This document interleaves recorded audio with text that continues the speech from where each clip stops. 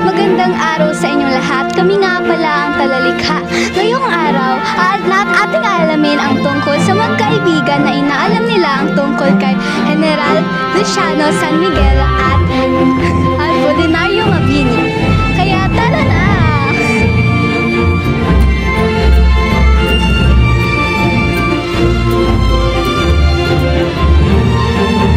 Hala, may takdang aralin pa pala tayo. Ay hala, oo nga. Tara, gawin natin. May oras pa naman. Tara! Talabuhay at takda ni Apolinario Mabini. A few minutes later, 1 hour later, 24 hours later, 1 week later.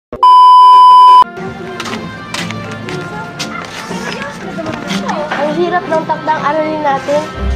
Oo nga, hindi ko nga alam kung ano ang talambuhay ni Apolinario Mabini. Panoorin natin ang Talalikha kung ano nga ba talaga ang talambuhay ni Mabini. Ano nga pala ang Talalikha? Isa itong grupo na inaalam ang aral ng kasaysayan. Kaya tara na, aralin na natin.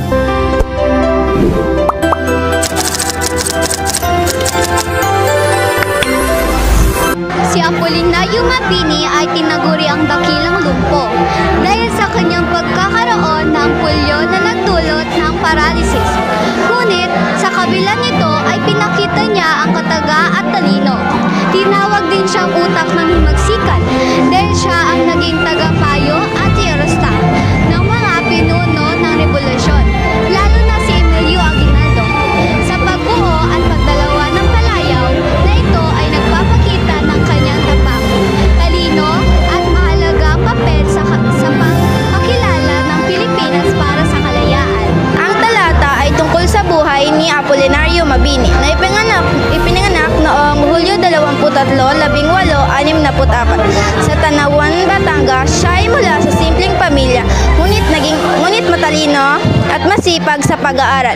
Nagtapos siya sa abogasya at nakapasa sa bar exam noong 1874.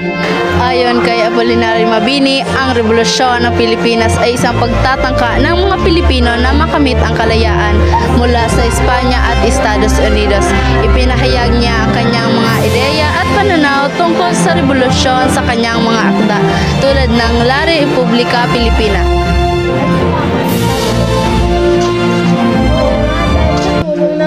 Ng Talalikha na natutunan na natin ang talambuhay ni Apolinario Mabini. Oo nga, saan tayo importante ng takdang aralin? Ay oo nga, sino nga pala yung isa sa naging general? Si General Luciano San Miguel. Kaya tara, balik tayo ulit sa Talalikha.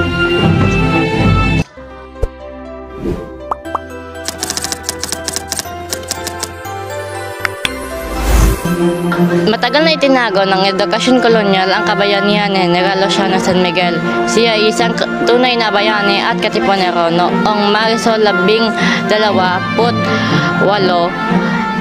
19 at 3, namatay siya kasama ang 100 na tawan sa koral na bato sa Antipolo, Rizal. Ang labanan ito ay laban sa mga Amerikano at sundalong Makabebe. Noong Marso 31, 1879, bumagsak ang Malolos, kabisaran ng unang republika sa kamay ng mga Amerikano dahil makagatras ng mga Pilipino at pagtakas ni Emilio Aguinaldo. Samantala, noong Disyembre 1879, naganap ang labanan sa Tirad Pass na pinamunuan ni General Gregorio del Pilar upang mapigilin ang mga Amerikano at mapagtakas ni Aguinaldo.